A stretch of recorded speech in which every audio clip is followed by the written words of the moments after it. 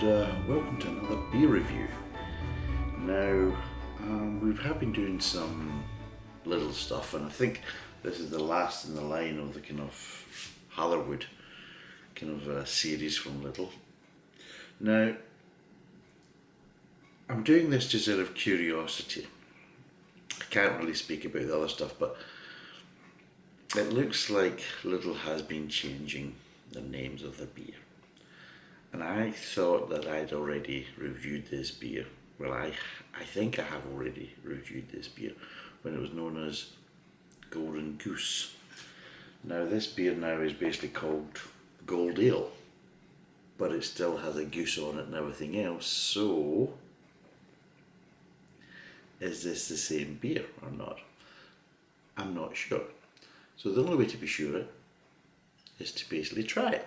So I thought, right, we'll try it. If it turns out to be the same beer, then this will be a very, very quick review because there's no point in really reviewing it twice. If it isn't, then it'll be a longer review and I'll probably have a lot more to say about it. But there's no point in me repeating myself, so let's get cracked into it. Bloody hell. It's got a smell on it. It's definitely got a smell on it. Now there is some stuff here. It says this golden ale has been traditionally craft brewed with using 100% British barley, pale malts combined with 5 different distinctive hops, deliver a refreshing and full-bodied flavour, showing that this ale is not afraid to stick its neck out. There you go. There's no other details. It's 4.1% and of course 500ml and it's £1.9 a bottle. Let's get cracked into this.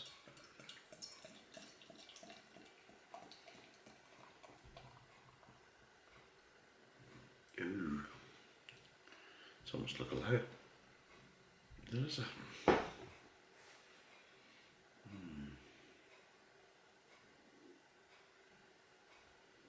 strange smells going on here. And for once, it's not me.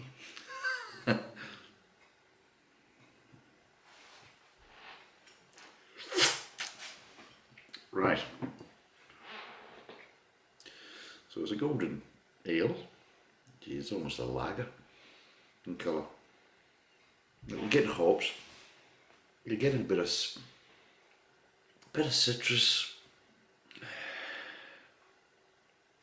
You're a bit peppery.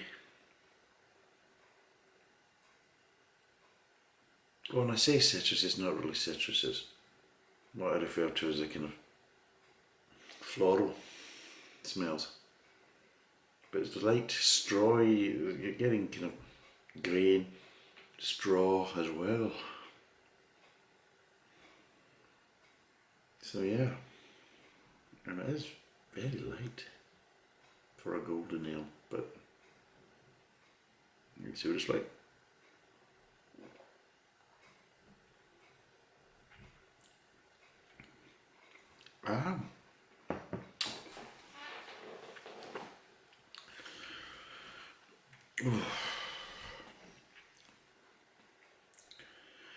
It's a very light ale, I would say. It's a very kind of light golden ale. To the point is it's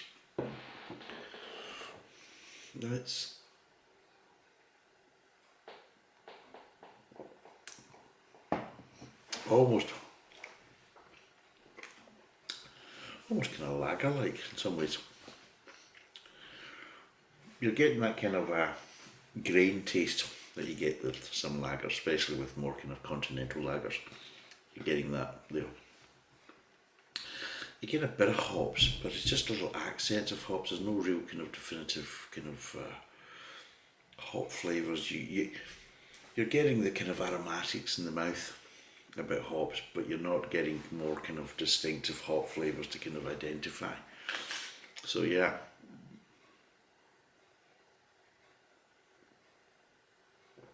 It's got not a bad mouthfeel. It's obviously quite well carbonated, but it's got quite a nice mouthfeel. It's how would you say? It's definitely a session beer from that point of view, yes, it's very easy to drink indeed. Which I've been speaking to one of the people, that's a kind of friend of mine that's been watching this. Well, I wouldn't say friend, colleague. Don't say friend. If I call him a friend, he'll be all excited.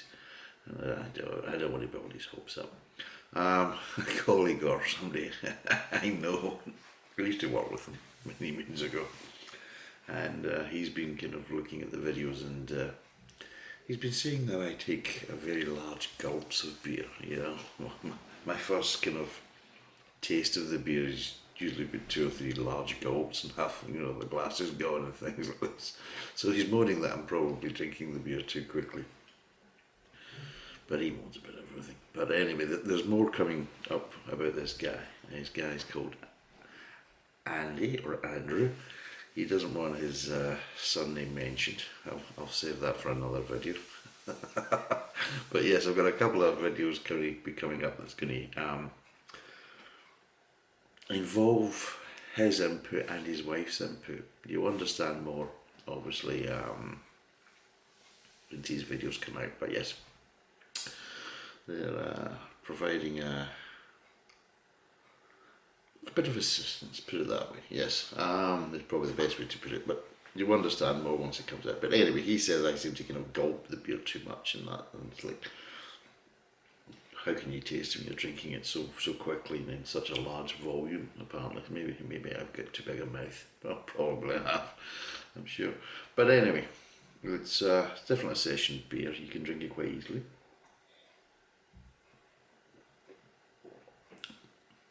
Very light in flavours. Very light in flavours. It's nice though. It's not bad. But it's very light. And yes, it would work well with kind of a more kind of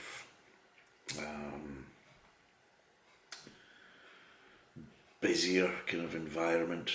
I mean, fine for barbecues, parties, friends around watching the football, that type of stuff. So yeah, very easy to drink. Nice flavours, but they're very light and very subtle. Kind of grassy and straw-like kind of flavours. Bit of grain flavours. Kind of like you see the aromatics of hops, but not really any kind of distinctive hop flavours. And yeah, it seems fine, not a problem. Is it the same? I think it is. I think it's the same kind of one, so you can go back and kind of check it. So I'm not going to give it a score, but what I will say is £1.09. It kind of completes all these kind of Hatherwood options from Lidl, and yeah, it's brewed with 100% British barley. It's 4.1%, 500ml, £1.09 a bottle, and yeah, my view is it's a nice light ale, and I would say it's another option if you don't fancy a lager, basically. But I think it would give you kind of